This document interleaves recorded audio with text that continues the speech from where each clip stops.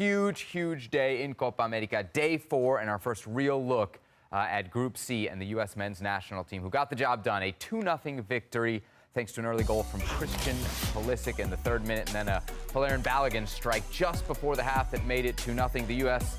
absolutely dominant, even if the final score maybe doesn't represent that. Herc, before the game, we were talking about maybe a 3-goal win, a 4-goal win, a true blowout. That didn't really materialize, and yet it is 3 points to start the tournament. What's your evaluation? Yeah, very curious. What's your primo take?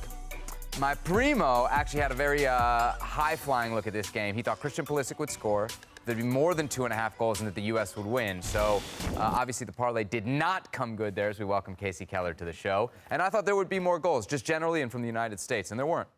Well, it wasn't for a lack of trying. This really could have been a 6-7 goal evening for the U.S. men's national team. All that was missing was the final piece, the ball in the back of the net. But it created countless opportunities, whether it was from the midfield, up top, from wide positions, central positions, whether it was Kellerman Balogun, Ricardo Pepi, whether it was Christian Pulisics, Weston McKennie. You pick it, they created those opportunities. It was a dominant performance. All that was really missing, there was a few things. The goals, which are very important.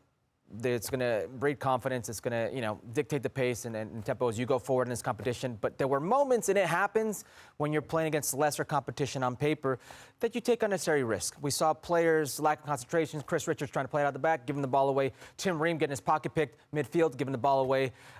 Maybe players trying to shoot when they shouldn't shoot, a la Tim Weah, when you had a Kellerman Balogun at the back post, taking unnecessary maybe chances that you wouldn't normally do if you were playing against a quality opponent. But I understand that. That comes with the territory of playing versus a team like Bolivia that will allow you to get away with some of these things. But I thought overall the performance was excellent. All that we're missing was putting the ball in the back of the net to just cushion that scoreline. U.S. meet your expectations today? Well, I asked the United States before the game to dominate the match because they are the better team, and they dominated the match. Now, I wouldn't go as far as to say that this was an excellent performance, because excellence also includes finishing your chances, and that didn't quite happen today as often as it should have. So, look, I think it's a good start. It's a positive start. Let's not get ahead of ourselves. Let's not get crazy. Let's not now celebrate the United States and say, well, now they're favorites. No. Worry about what's coming up and understand that this, given who the opposition was very much, towards the end of the match, a glorified training session for the United States. And so it was a useful exercise. They were professional enough in their approach. They were thorough enough in their approach. They should have scored more goals. They didn't. That's something that they can hang on to and say, you know what, this we have to work on, this we have to get right, because there will be better teams in this competition, certainly ahead for the United States. Ali, what stood out to you from the win? Yeah, I mean, I agree with both of them and the evaluation of the game. It was a complete performance. It's 3 points. Yes, there could have been more goals scored, but defensively, they were really solid. Their countermeasures were great. The way that they were organized, there were some lapses with a few mistakes, but that's always allowed as long as you come out with the win. And now they can move into the next round and hopefully build off of what they performed tonight. Picking up 3 points against Bolivia. Kasey, your thoughts on the opener for the United States here? Yeah, I think it was a good start. I think everybody was looking to see that the team started on the right foot and that they were able to put Bolivia under pressure early. They did. They got their reward with the goal off of the corner. And then yeah, I think they kind of, as the commentary said, as you guys just mentioned, that they kind of dropped their level a little bit to their opponent. And I think that's the only thing that's probably just a little bit worrying, and then getting the goal before the half kind of just eased things a little bit. I would have hoped to see maybe a little bit more ruthlessness in the second half, just to give themselves a little bit more of a cushion. Yes, I agreed with the guys that they created the chances. They didn't take advantage of the chances that they created. A little bit worrying about kind of the sloppiness at times against such an average opponent, that you kept them in the game. You gave them, I wouldn't really say opportunities to get back into the match, but better teams possibly would have taken advantage of the giveaways that they presented to Bolivia. But I think really what the team realized early in this match is that this team wasn't going to hurt them, and at any time they could really slip into another gear and make it more comfortable. And not a bad way to kind of slide into a tournament against, on paper, the worst ranked team in this tournament. So You had to get 3 points. They got it. And now it's about just growing and getting better as the tournament progresses. To the point Kasey makes, and just for context as we evaluate this, do you think Bolivia is the worst team in this tournament? I'll answer that question by saying this, Seb. They could have played the rest of the evening, well into the night, into tomorrow morning. They would have had brunch tomorrow and still not have scored a goal. Bolivia are just not good. They're not a good team. There's not anything that they can hang on to and say, look, we're really good defensively. We're hard to beat. We're really good through the midfield, physical through the midfield, hard to break down. Hey, maybe we're going to allow some goals, but guess what? We can create chances of our own. No, none of that. They have none of that. Bolivia is a very weak team, and they were exposed today. But it's not something that we didn't know coming into this match. It's something that has been going on in Bolivia for a long time, and they just have no answers. Have no answers against the United States, but have no answers against anybody. This team struggles big time. As the kids would say, they're altitude merchants, and Ali and I were talking about it before. What kids? What kids are those? The cool kids that Herc hangs out with. All right, okay. Ali and I were talking about this before the match. They're not even that at home anymore in La Paz. You know, they can't even take advantage of that when they play as the home team. Listen, they're the second. So it doesn't worry you a little bit that the team. U.S. only beat them 2-0? No, because if they struggled to only beat them 2-0, that would worry me. Okay. You know, this is a case if you couldn't put the ball in the back of the net, and you're going to have some games like that as a forward, as a team, where whatever reason the ball just doesn't go. Goalkeeper has his day. You're not precise in the final third in front of goal. But I think there was clearly only one team today on the field. And one star on the field as well. That was Christian Pulisic. He had the goal, obviously, to kick things off, set up the second goal for the United States. What did you make of Christian Pulisic's performance? It's just exciting to see how well he's performing now. And even after the season that he had at AC Milan, he's now captaining the team. He's bringing that leadership into the squad. He's bringing that motivation for everyone to kind of come along with him. And they're making each other look good. And he's a big piece of that. He's a part of every attacking opportunity, as we saw today.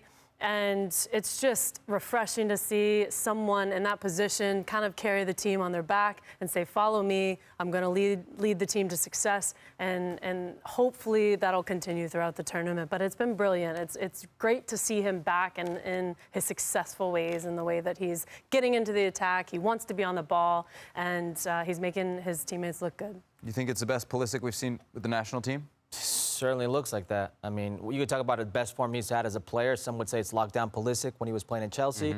Others would say it's this version of him in Milan, double-digit goals, double-digit assists, and what he's been able to do there.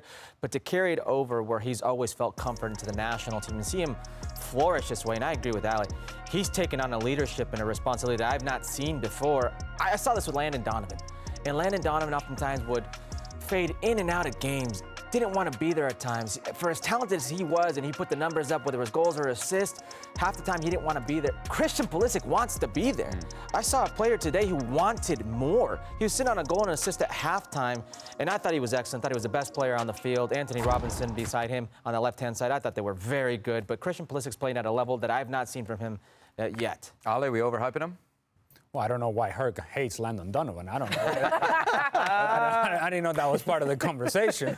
Well, Landon, yeah. Catching position. strays here. Number Catching 10. strays. I'm just saying.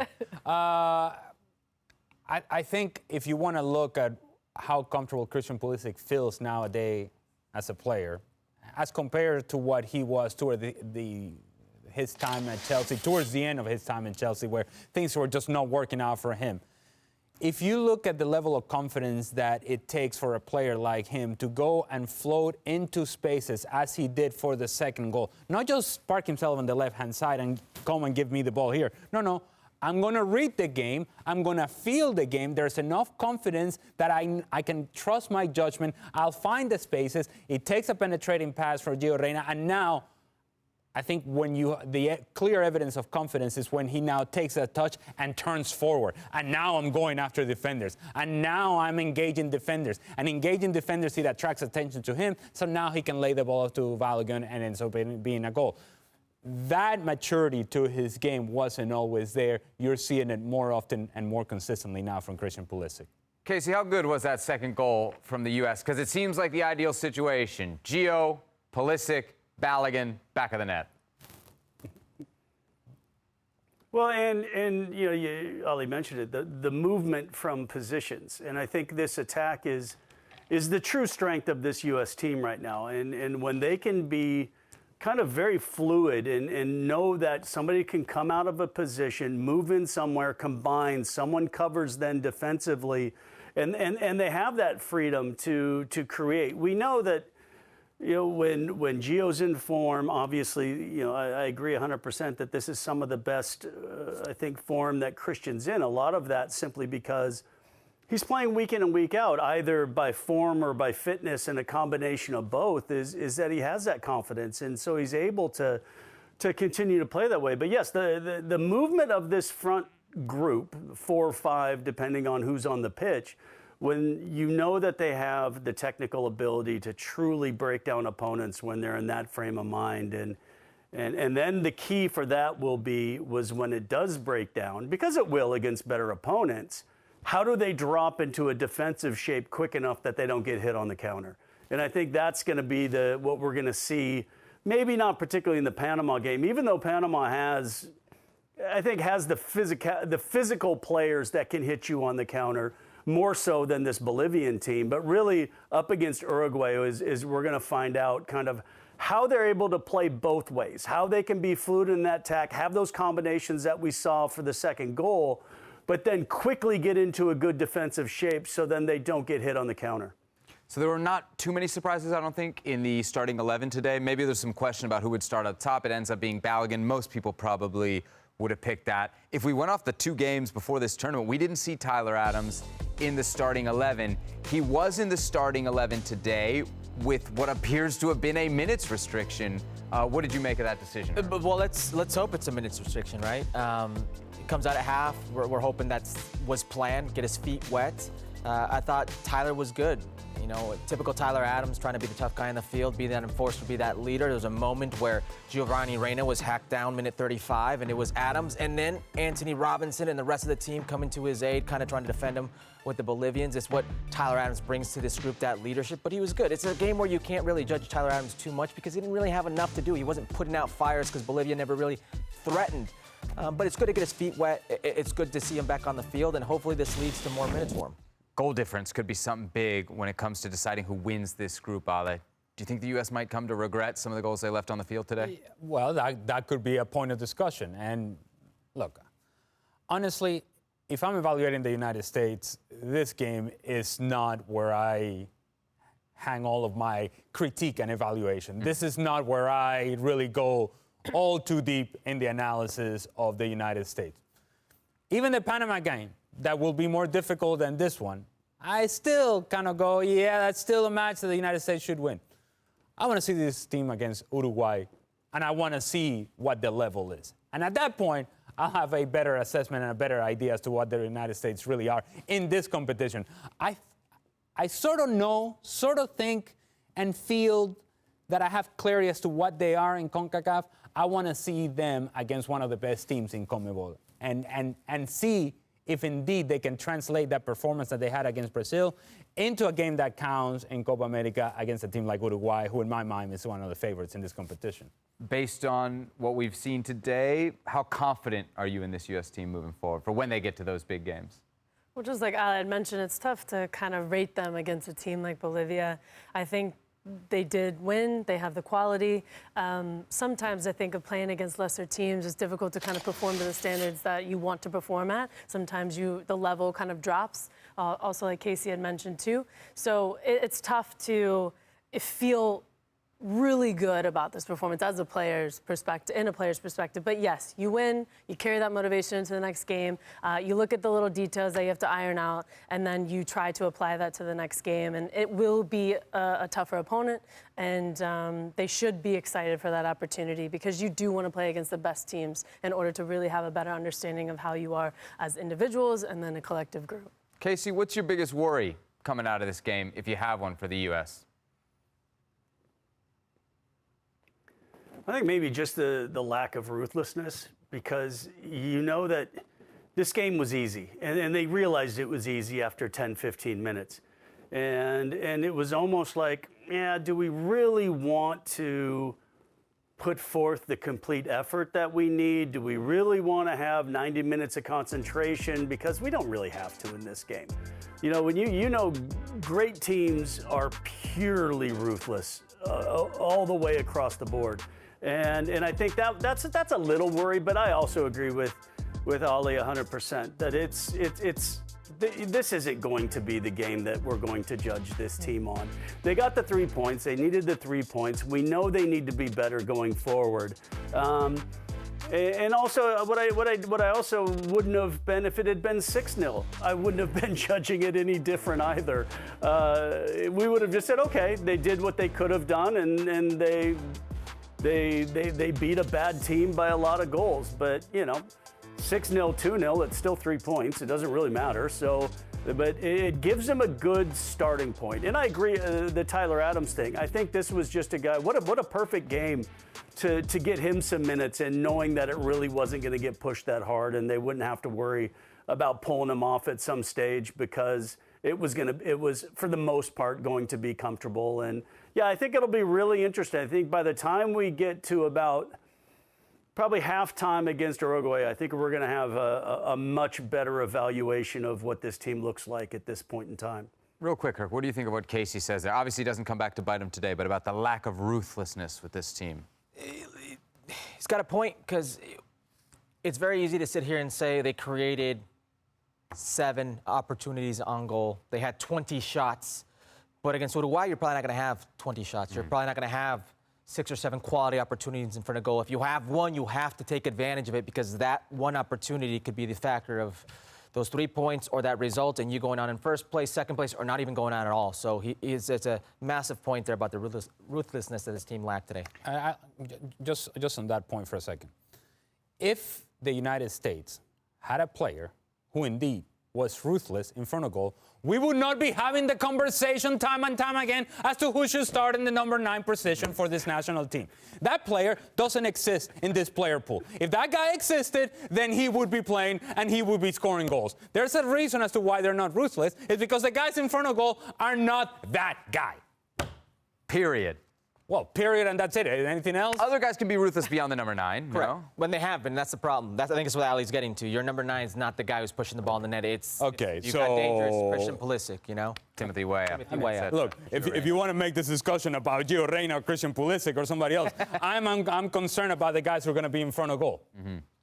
And so technically, tactically, the guys that are going to be in front of goal are Balogun and Pepe and the Pepe Express. Apparently that Express is not quite working nearly as well as it should. I'm just telling you, that guy doesn't exist, because otherwise we wouldn't have the discussion and the debate as to who should be starting for this team. Do you think that's a shortcoming that stops them from moving on in this tournament when we get to knockout football? Well, absolutely. So, hold on. See, I mean, if you're thinking about the top end of the competition, let's think Argentina. They have Julian Alvarez, right? And if it's not Julian Alvarez, it's Lautaro Martinez. And oh, by the way, if it's not one of them, it's Messi. Oh, that's all right. Well, no, the United States don't have that. Don't have that. If we're gonna say that the United States Messi is Christian Pulisic, okay. If you want to go down that path, go ahead and do so on your own. I'm not with you, but go on your own. All right. How about who is the equivalent of Julian Alvarez and who is the equivalent of Lautaro Martinez? It doesn't exist. So it's a pointless conversation to say, well, they're not ruthless enough. Well, if you don't have the guy that taps the ball in consistently, then that guy doesn't exist. Then the goals are not going to come in the manner in which we think they should.